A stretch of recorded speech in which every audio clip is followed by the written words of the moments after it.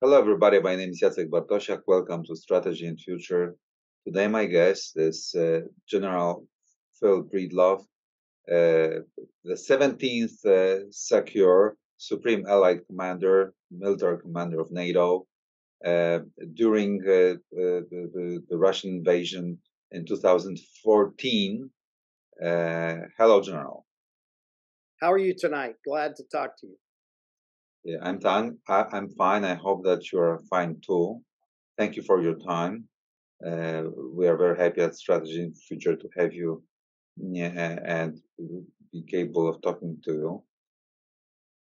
You know, I like to ask you the question about the prospects of war in Ukraine 2023, especially. Uh, of course, I will ask you what do you think will happen, but being more granular, what do you think is needed to make sure that the Russia is deterred finally, and some sort of victory could be achieved and defined properly as a victory for the Ukrainian side. So, what is your take on that? Well, first, let's set the terms of reference. I join the senior leadership of my country in saying that we are going to support Ukraine. And so, as I listen and watch and read what President Zelensky says and what the people of Ukraine are saying, it's clear to me that Ukraine seeks to regain all of its country, including those parts that were taken from them in 2014 by invasion. And so this is the outcome that I would support, which is, again, what President Zelensky and the people of Ukraine want. And so, in order to accomplish that in 2023, it would be very important for Western nations to step forward and truly give Ukraine what it needs. Not only the capabilities that it needs, but the capacity of those capabilities. In the last week or two, we've heard lots of talk about tanks. Let me tell you that I am thankful for those tanks and the ones that are being offered.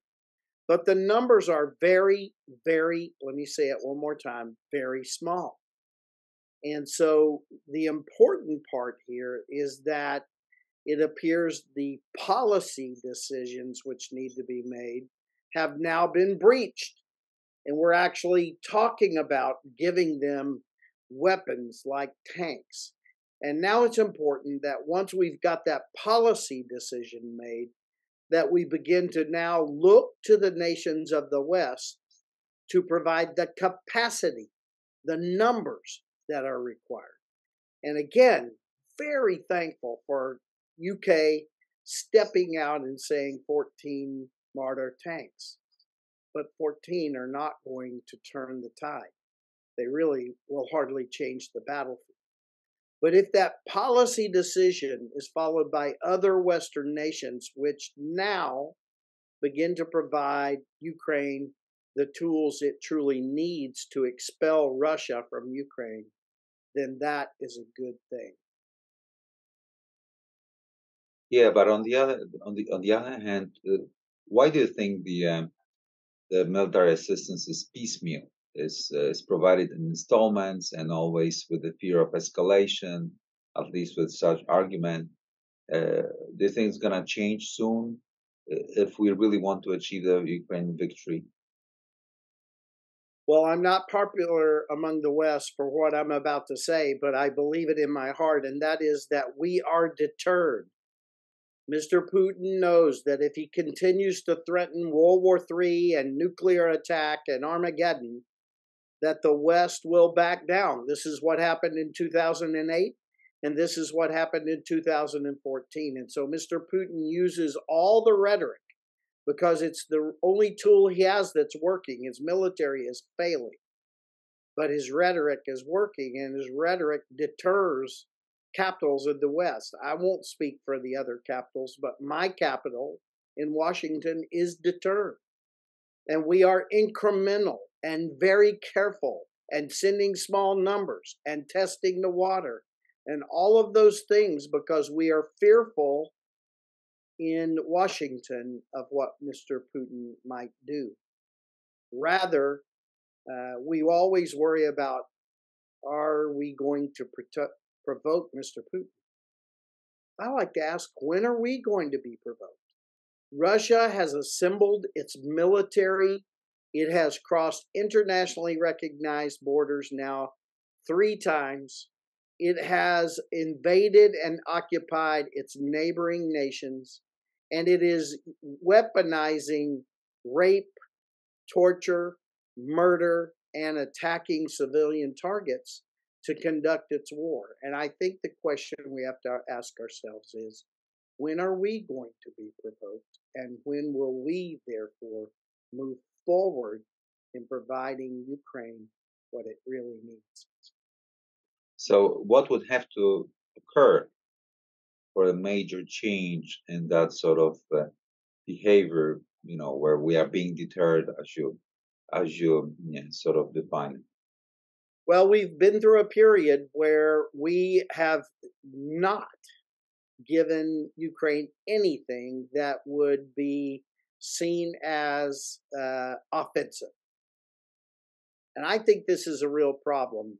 Look back at my nation's wars, and all those nations where we have provided or allowed sanctuary for our opponents, we have had problems.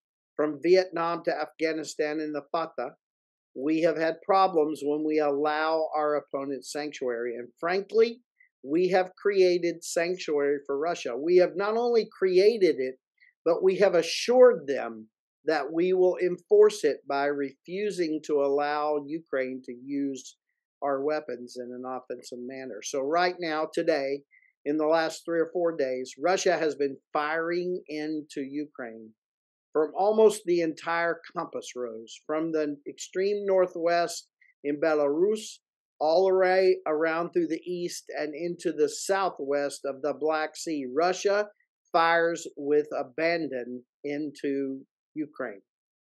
And they know they will not be held accountable by the West or Western weapons because we refuse to allow Ukraine to use offensive weapons to return fire. We in the West have created sanctuary for Russia. And I think the first and most important policy decision we have to make is that we are no longer going to give Russia the sanctuary which we have created for them, and that we will allow Ukraine to return fire. Ukraine has shown incredible discipline in what they shoot at and how they shoot. They have earned our trust. So let's give them the capability to strike uniquely military targets in the surrounds in Russia. Destroy the enemy before he gets in the field in Ukraine. We are absolutely positive, at least I am, that Ukraine will not attack civilian targets. Russia is primarily, in the majority, striking civilian targets, but Ukraine has shown discipline and does not. And so I believe we should entrust them with the weapons they need to destroy the Russian forces before they cross the border, the internationally recognized border into Ukraine. Yeah, by saying that, you mean the capability to employ the long fires, right, like ATACMS, but also the aviation, that we should allow the Ukrainians to create their own aviation using the Western aircraft, and so that they could reach far into Russia and create operational and strategic dilemmas for the Russian forces. Striking uniquely military targets. The answer to all of what you said is yes. Mm-hmm.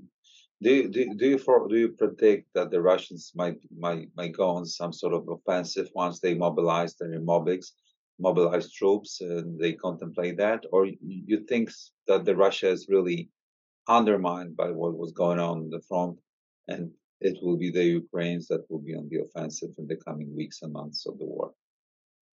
I'm not. I don't have a crystal ball. Let me tell you that I do believe that if we give the Ukrainians what they require, they will seek to regain their rightful nation, all of it, the pre 2014 lines. Mm. But we also know that Russia has demonstrated in the past several weeks that these mobilized folks are being thrown into the battle in a haphazard way, whereby many are killed. And Russia has more and more and more and more they can throw into the battle to be chewed up. And that is going to be a problem that we need to help Ukraine face. Mm. Yeah, that is true. And how would you sort of justify the completely diverse approach and reaction of the Western allies between themselves to the issue of military assistance to the Ukrainian cause? How do you see this problem? I didn't understand the first part of your That question. there are allies that help more and there are allies that help less, and you know as we record our conversation, the U.S. Representatives are being sent to Germany to talk to Germans about their help. So what is your take on? We have another Ramstein conference coming up, so that's more than just talking to the Germans. I believe in the next 4 days we're going to try to talk to all of our allies about better supplies. But I served in Germany 5 times. I have 8 assignments in Europe, and 5 of those were in Germany. And I have great respect for the Bundeswehr and others, but it's more than the Bundeswehr. It is the policy decisions of Germany that really set the tone for contributions in Europe. And we certainly look for and hope that Germany will step up to the task and be a big part of provisioning Ukraine to do those things that it needs to do. Mm. And what do you think? What is the center of gravity these days in war? Whether this is the Russian logistics or the political stamina of Ukraine or the political support for Yeah, Ukraine. I don't want to What is the sound center of gravity? I don't want to sound uh, too big about the United States. But what is very clear right now that one of the center of gravities is U.S. support for Ukraine. And Mhm. if the Russians are able to convince the American people, or if American politics turn against support for Ukraine, this will change the face of the war. And so the political dimension in America is extremely important. And I think the same can be said about Western nations in Europe.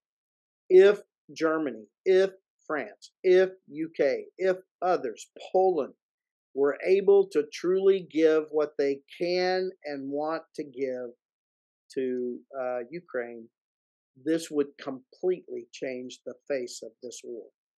Mm. And the last question, uh, what do you think year 2023 will bring to the conduct and the maybe outcome of war? What do you think? What is your Yeah. assessment? So I know this: Ukraine will not give up, even without Western support. They're not going to give up. So it is my prayer, frankly, that the Western nations will step up to task and give Ukraine what it needs. If they do that, my prediction for 2023 is Russia will find itself out of Ukraine. And I think that's the rightful end of this war.